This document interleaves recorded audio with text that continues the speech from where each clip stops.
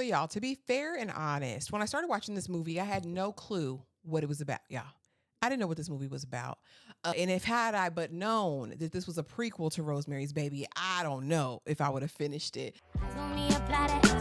Get it, don't be timid when you ain't it, love upon it, give along, need it.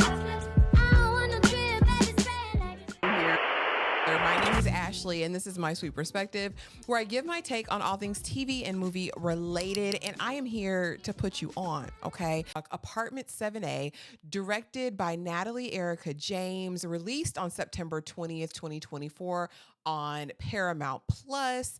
And its story is a 2024 American psychological thriller film directed by Natalie, of course, from a screenplay she co-wrote with Christian White and Skylar James. It serves as a prequel to Rosemary's Baby from 1968, and it's the third film in the franchise. It stars Julia Garner. You know the Anna Delvey story on Netflix. You know her from Ozark. You know her from a couple things, actually.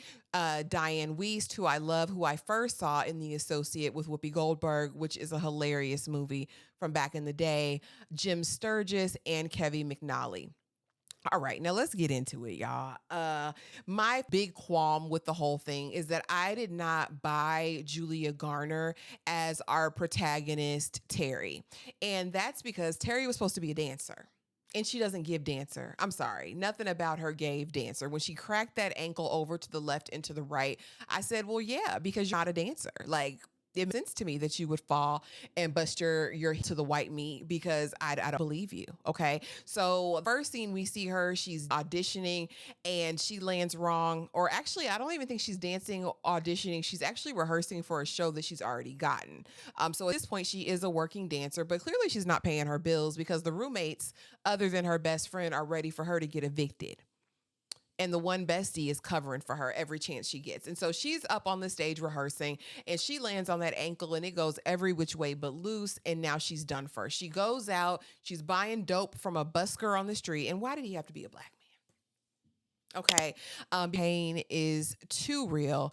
She home, all of the are past due. She goes out for more auditions. And my thing is pack it up and go back home to the meat processing plant, farm, whatever, that people have. Because girl, dancing just isn't for you. Dancing, it don't have your name on it, okay? But she's barely healed. She has not taken the recommended time to let her ankle heal. And she's going out on more auditions. Girl, get a real job to pay the bills because dancing, for me, it wasn't giving that. And so she falls out on the street one day. This kind elderly couple, Diane Wiest, okay, picks her up off the ground and takes her into their beautiful apartment building. And it's like, oh, no, you need to rest, baby. You need to rest. Now, immediately I'm suspicious because why are you inviting this person that you don't know into your home and then giving them an apartment down the hall? Without wanting anything returned, baby, but they wanted something in return. And so they're being the most perfect people that you can ever imagine. You know, are they doing everything for her? They're making connections so that she can get in this show, right? Because right before she moved in here, she had another audition with this man who made her jump 1,000 times on that same raggedy ankle. Just diabolical work, y'all. Just completely diabolical, miserable work. And she did it. And I'm thinking to myself, why? Is it worth it? Is it worth all of that? Okay. And now she's there. We find out that the real guy, the director, I don't even know if he's director or if he's like the owner, okay, of the theater, but they make the introduction. She meets him. She's taking that apartment. Her bestie warns her and says, girl, this is not what you want. You don't want this life. You do not want to go over there. You don't even know those people. And she says, yes, I do. It's fine. I'm sick of depending on you. It's better this way. I will use them for as long as I can, girl. And they ended up using you up. Okay. So as the plot goes on, you know, going her way, they get this judge who's really witchcraft and wizardry to put some herbs on her ankle healed. She gets top spot in the show. The one girl who had the lead spot, who was giving her a hard time, crumples under the pressure, like literally snap pop on the stage. Okay. So she got the job. But what you don't know is that she slept with the devil, AKA the director. And now she's Prager's. So her dreams are at her fingertips as far as starring, headlining in this show.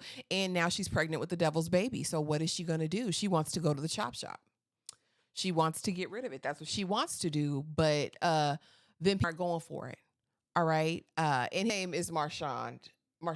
Minnie, which is Diane Weist's character, is like, no, baby, you're going to keep it. I'm going to take you to the doctor and we're going to get you everything you need. Don't be stupid, because her character, Minnie, is my favorite character in the movie. She's so believable. She is, I know everything. I know what's best for you. I know everything, honey, but she's worshiping the devil at night with her husband and their friends. They are worshiping the devil. Anyway, pregnant with the devil, wants her. She discovers the sick, twisted plot at the party when the people are praying to the devil. She gets Minnie's, going on, starts hiding from Minnie. Minnie's not having it. All right.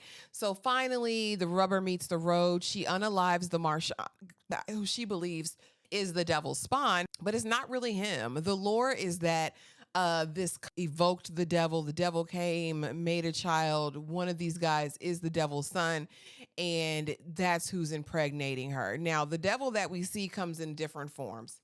And so anyway, she's pregnant, all the things, she's going to keep the baby. They done talked her into it. They bring her to the devil party and she's like, oh, hell, just deep in.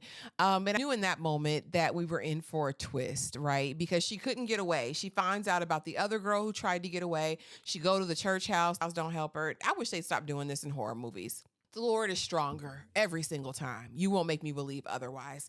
But alas, they couldn't help her. They said, oh, baby, you in for it. The other girl was hit by a bus. Now, what I think in hindsight is that girl ran in front of the bus because that was her only way out. So anyway, she's at the devil party. They're like, oh, you're carrying him. And when he comes forth, it's supposed to change the trajectory of the world. Like the witchcraft and wizardry had second thoughts.